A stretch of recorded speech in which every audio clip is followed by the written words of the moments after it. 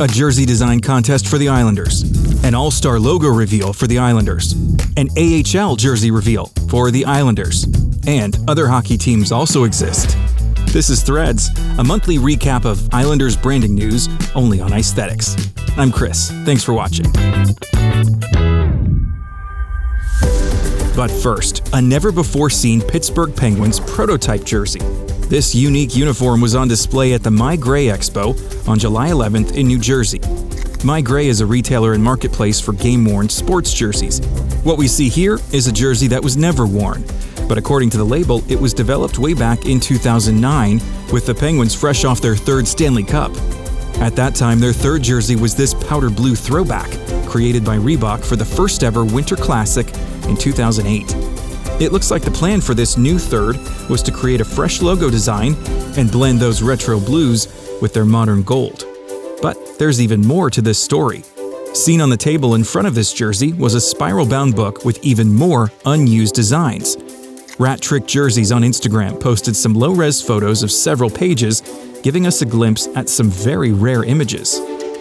This one offers a better look at the shoulder patch design for the jersey that was on display. This concept uses that logo on the chest. This one employs a very edgy asymmetrical style. And here are various iterations of several logo concepts. I can kind of understand why the Penguins did not go in this direction, but I always love to see what designers have brought to the table and imagine what might have been. I'll do a deeper dive on this look in my next NHL Prototypes video, due out later this year.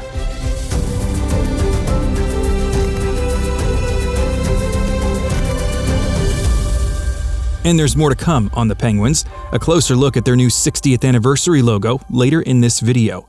But for now, our top story. This summer has turned out to be the season of the New York Islanders, rather unexpectedly.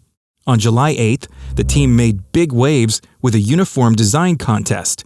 They invited fans to create the next Islanders' third jersey, set to hit the ice in the 27-28 season. Entries were accepted for just 17 days, but to be fair, even that might have been too long. The Islanders announced they'd received more than 36,000 submissions in only 24 hours, leaving no question that hockey fans have a lot of opinions about Islanders jerseys. But the reason there were so many entries was simplicity. The team hired a marketing agency to build out an incredibly easy-to-use paint-by-number tool to aid fans in designing their jerseys. This is IslesJerseyBuilder.com. Let's run through the design process. Step 1. Set your jersey striping. There are 15 preloaded templates to ensure your design can be easily produced by fanatics.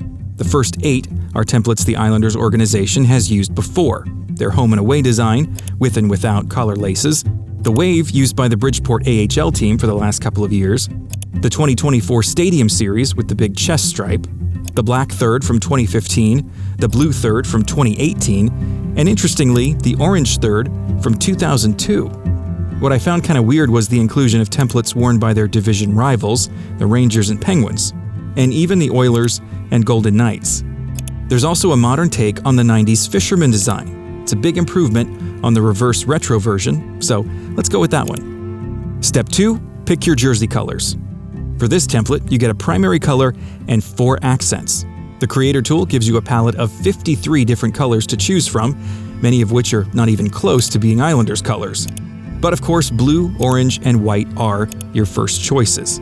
You can also try out navy blue and fisherman teal for a throwback look. You can also switch to the back view of the jersey and select the color of the Fanatics logo in the neckline, which means you can make it invisible. No chance that would fly on the winning entry. Step 3. Choose your logos. You can set the crest and the shoulder patch, and some selections even allow you to change the logo's colors. Your choices include the Islanders' primary logos, the Fisherman either from 1995 or the 2022 Reverse Retro, the 2011 Wordmark, the 90s Lighthouse, the isolated NY marks from their last 2 third jerseys, and the Isles Wordmark from the Stadium Series. Gotta be honest, I've always loved the simple NY. The newer one doesn't center quite right in this template, so I'll go with the older one. Step 4. It's time for the nameplate and numbering. The team gives us 8 font choices for each and the same 53 color options. The fisherman type design always stands out to me as being uniquely Islanders. so I'll take those. And finally, step 5, submit your design. You can preview the jersey, enter all of your contact information, and name your submission. I'll call this one Dark Waves. They also give you a box to describe additional design details in case you were unable to achieve your full vision with the tools provided. And that's all there is to it. I can't imagine how the team will wade through all of these entries. In early August, there will be a public vote among the 5 finalists, which will be chosen by a team committee. The winning entry will become the Islanders' next 3rd jersey in 2027 and earn its creator a free jersey autographed by the players, as well as game tickets to witness its on-ice debut in person. Meanwhile, the day before that contest began, another announcement elsewhere in the organization. The Islanders' minor league team in the AHL, the newly relocated and rebranded Hamilton Hammers, unveiled their uniforms for next season. They're nothing earth-shattering, just the new primary logo up front. And while no shoulder patch was visible, I expect we will see the Islanders logo there once the season begins. And despite the familiar nameplate and numbering, it's nice to see some unique striping, which will keep the Hammers from looking like carbon copies of their parent club. So I'll take those little victories. The Hammers also debuted their inaugural season logo with their schedule announcement. I'm not sure yet if they plan to wear it as a chest patch on their jerseys.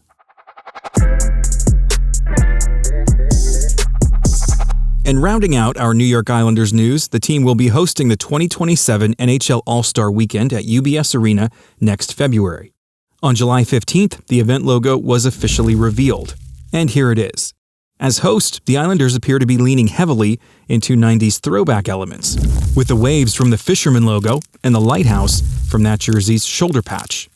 It's even more interesting when you consider the recent leak of their forthcoming Hometown Remix jersey, and don't forget players wore their reverse retros at the 2023 All-Star Skills in South Florida. I would not be surprised to see all the Hometown Remixes come together on Long Island next season.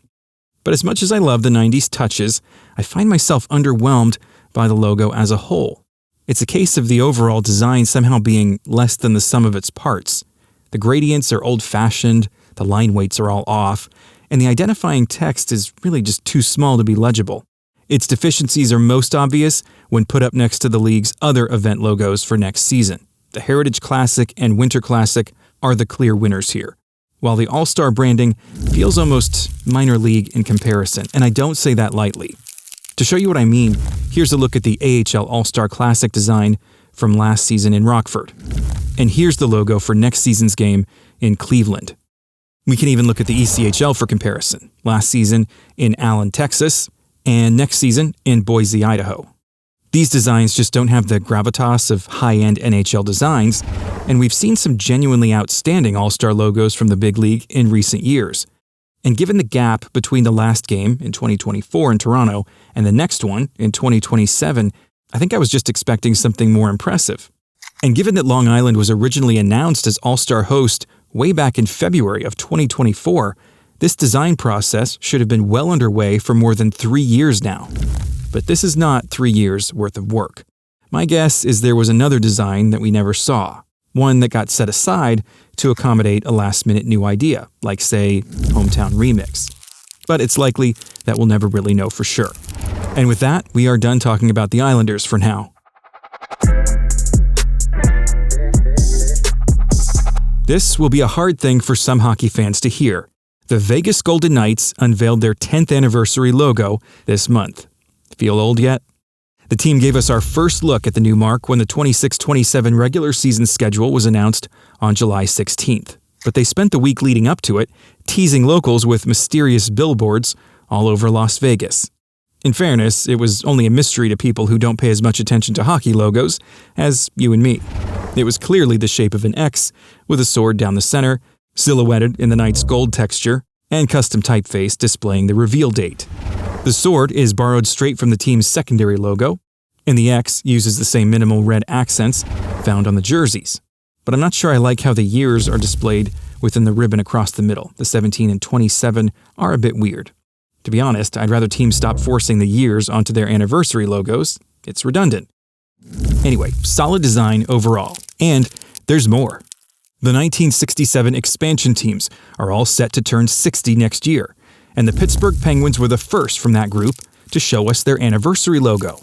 Yeah, it's way down there in the corner of this graphic. From that low-res rendering, I built out a full-size version to give us a better look. On display was the single-color black and white version, but here's my best guess at what it could look like with a bit of Pittsburgh gold added in. Now, let's go back to the graphic that showed us this new logo because there's more to think about. It's promoting the Pens' long-running 6.6K run, which takes place every October. Take note of the colors in use. They're not normal Penguins colors, and probably not a coincidence either. Looking back, the run has consistently been branded with the Penguins' classic black and yellow palette. But this year, it's the retro two-tone blue palette, not unlike what we saw on the 09 prototype at the beginning of this video. A source has already confirmed to me that Pittsburgh's upcoming hometown remix jersey will be a combo of navy and sky blue, exactly what we see here. And another reason to think this event logo is retro-related, the penguin on top is not their current penguin. It's the old one, the original from their 1960s sweaters. More to come, I'm sure. Meantime, we're still waiting to see if the Flyers, Kings, or Blues will have 60th anniversary logos for next season. Until then, if you're interested in anniversary logos, it's worth checking in with the American Hockey League. On July 8th, the Hartford Wolfpack, affiliate of the New York Rangers, revealed their 30th anniversary logo. It's a XXX rising from behind the familiar K9. The Wolfpack arrived in Hartford with the departure of the Whalers in 1997. Which means the Carolina Hurricanes are also turning 30 next season, though I imagine they'll hold off on the anniversary logo until 2027. But the Wolfpack's history is actually more interesting. Before Hartford, they spent 20 years in Binghamton, New York, a longtime minor league locale that's been without pro hockey for 5 years now. In the 90s, they were the Binghamton Rangers. In the 80s, the Binghamton Whalers, with a clever crest that just turned the Hartford logo on its side to become a B. And the franchise's history goes back even further. Prior to landing in Binghamton, the club was based in Providence, Rhode Island, known for 50 years as the Providence Reds, a classic brand that has occasionally turned up on Providence Bruins throwback nights in recent years. The Reds were actually founded before the AHL was even formed, way back in 1926. And that means while the Wolfpack marked 30 years in Connecticut, they could also celebrate a century as a franchise. Elsewhere in the A, the Belleville Senators are marking their 10th season in Ontario. Another team that left Binghamton now that I think about it. They also revealed their anniversary logo on July 8th, another black and gold X like Vegas. But they're not alone. The Laval Rocket, affiliate of the Montreal Canadiens, are also commemorating 10 years with this logo. And I've seen it shown two ways, inside a shield like this, and also standalone. And to round out our AHL coverage, you might recall that in the last episode of Threads, there was a teaser from the Abbotsford Canucks pointing to June 30th, a day after that video went up. I wondered if maybe they had a new third jersey in the works. But no, instead, a new mascot. This is Johnny, as in Johnny Canuck. And you're right to be a little wary of him, the kids certainly are. But I do like that he uses the Vancouver Canucks secondary logo as a belt buckle. That's kind of fun. Now the quick hits to wrap up. First, something I missed from the NHL draft last month. I said we saw nothing new on the uniform front, but that wasn't entirely true.